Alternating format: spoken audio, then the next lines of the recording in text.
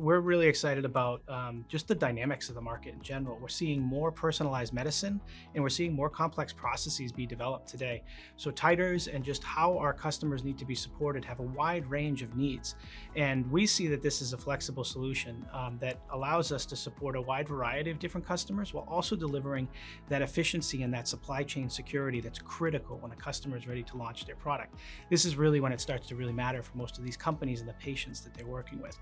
And we leverage our Kojo X philosophy, which is we're building all of our facilities at the same scale with this platform so that we can offer this solution not just in our Borealis facility in the UK, but also in our facilities in Toyama, Japan, and further facility investments that we could make in College Station, Texas. So those types of capabilities allow us to not only offer flexibility for different patient populations, different process types, but also a global solution with the same type of support wherever you're working with Fujifilm.